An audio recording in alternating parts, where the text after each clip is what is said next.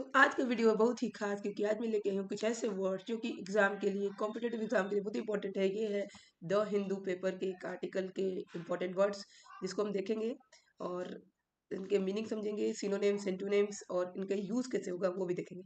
तो सबसे पहला हमारा वर्ड जो है वो है प्रूडेंस। प्रूडेंस हमारा वर्ड है जिसका मतलब विवेक या समझदारी होगा, careful wisdom in decision making. और ये एक नाउन है।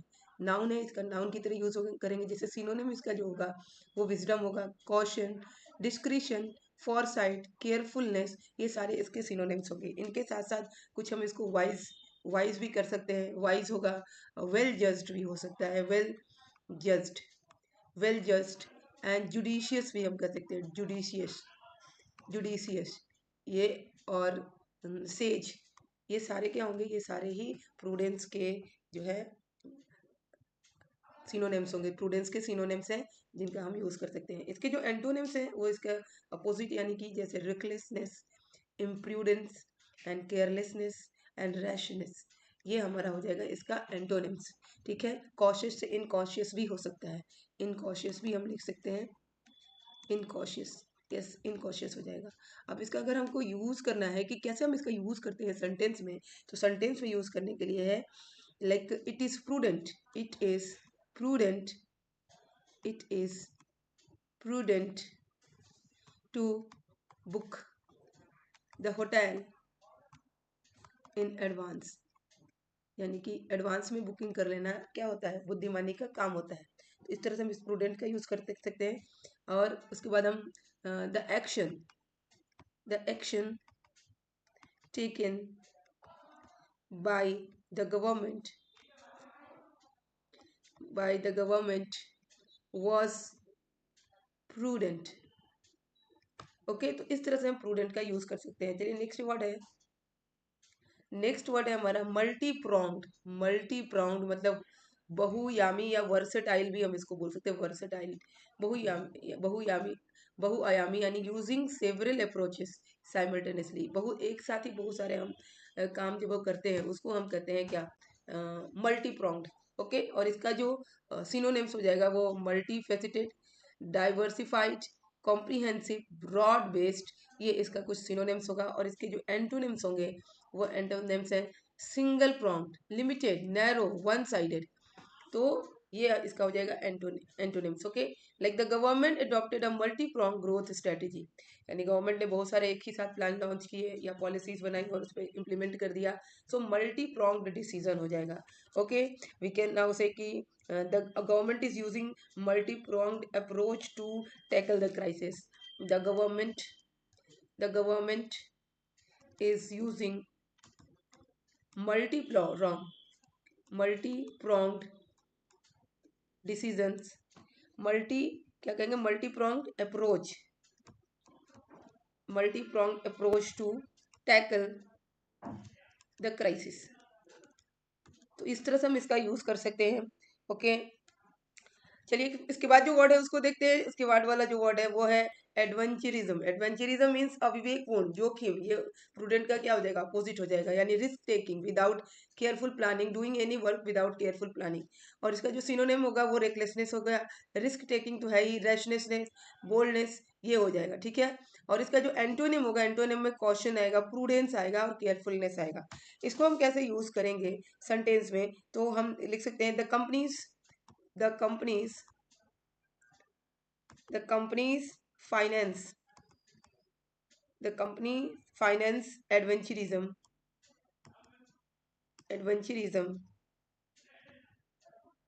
led to massive losses and bankruptcy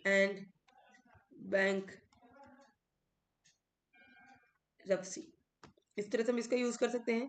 एक और सेंटेंस इसका हम देख लेते हैं। his adventurism in the business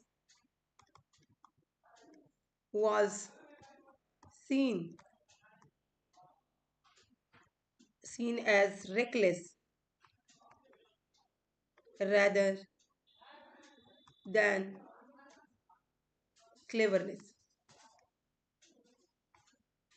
क्योंकि अगर हम डिसीजन बिना सोचे समझे ले लेंगे तो उससे हमें क्या होने लगेगा, लॉस होने लगेगा।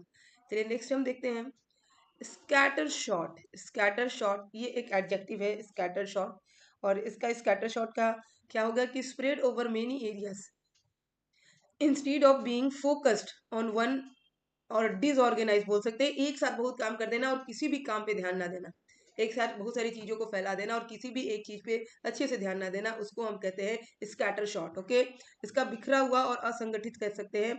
इसका सिनोनिम्स क्या हो जाएगा, wide spread, dispersed, unfocused, focus ही नहीं है, काम फैला दिया, फोकस नहीं है, ब्रॉड एंड डिफ्यूज इसका सिनोनिम हो जाएगा। और इसका जो एंटोनिम होगा, एंटोनिम होगा focused, targeted, concentrated and specific. इसका जो scatter shot approach was adopted across the sectors, ऐसे यूज कर सकते हैं, या हम इसका यूज कर सकते हैं कि his his scatter scatter shot method of studying left major gaps in her knowledge। Okay, क्यों ऐसा होगा, क्योंकि अगर पढ़ाई की जाए और किसी एक छोर से ना करके हम उसको एक साथ बहुत सारी चीजों को करेंगे स्टार्ट, बहुत सारे चैप्टर एक साथ स्टार्ट कर दिया तो फिर हम क्या हो जाएंगे, स्कैटर शॉट हो जाएंगे और उन चीजों को हम कंप्लीट नहीं कर पाएंगे। चलिए नेक्स्ट देखते हैं। नेक्स्ट जो है हमारा, नेक्स्ट है प्रोपेलिंग। तो प्रोपेलिंग जो है इसका ये एक वर्ब है, प्रोपेलिंग, प्रोपेल से क्या हो जाएगा, प्रोपेल से प्रोपेलिंग हो जाएगा, और इसका मीनिंग होता है ड्राइविंग और पुशिंग समथिंग फॉरवर्ड और गिविंग मोमेंटम, किसी चीज को आगे बढ़ाना या गति देना किसी भी चीज को।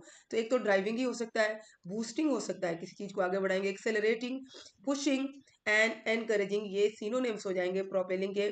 और नेक्स्ट हमारा क्या, इसका एंटोनिम होगा हिंडरिंग, लाइक किसी चीज में रुकावट डालना, स्लोइंग, ऑब्स्ट्रक्टिंग, रिस्ट्रेनिंग, ये इसके एंटोनिम्स हो जाएंगे। एग्जाम्पल है, यहाँ पे हम एक मैं एग्जाम्पल लिख देती हूँ, यहाँ पे जो एग्जाम्पल है वो हाफ ही लिखा हुआ है। जैसे कि हम कर दें कि the rapid growth of artificial intelligence और AI is propelling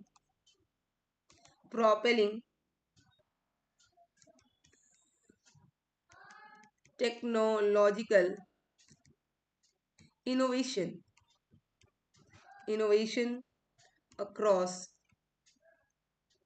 all industries। Okay, इस तरह से हम इसका यूज कर सकते हैं, दिस इज अ वर्ब। और इसका हम यूज कैसे कर सकते हैं, द विंड, इसका यूज कर सकते हैं, the wind was propelling the sail boat across the lake at high speed.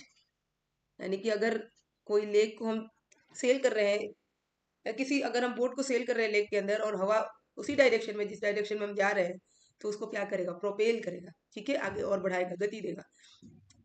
Now front end centre. तो फ्रंट एंड सेंटर जो होता है ये एक इडियोमेटिक फ्रेज, ये इडियोमेटिक एक्सप्रेशन है, मतलब एक ईडियम है, इसको हम ईडियम की तरह ले सकते हैं। मीनिंग क्या होगा, इन अ वेरी नोटिसेबल और important position given primary attention, यानी किसी चीज का बहुत ही इंपॉर्टेंट पॉइंट, मुख्य स्थान पर या प्रमुख रूप से, जैसे प्रोमिनेंट, हाईलाइटेड, फोरमोस्ट, स्पॉटलाइटेड। एंड इसका एंटोनिम हो जाएगा marginal, ignored, hidden and secondary. इसके जो हम कैसे सेंटेंस बना सकते हैं, तो हम लिख सकते हैं कि in the debate competition, in the debate competition the winner was called front and center। तो इस तरह से हम इसका यूज कर सकते हैं। तो ये कुछ हमारे वर्ड्स है जिसका हमने यूज किया, ये द हिंदू पेपर से लिया गया है। आगे इस तरह के और भी बहुत सारे वर्ड्स लेके आऊंगी आर्टिकल के साथ ही, वो मैं जो एडिटोरियल होगा उसके साथ ही। अगर आपको वीडियो अच्छी लग रही है तो चैनल को लाइक, शेयर और सब्सक्राइब करिए। धन्यवाद।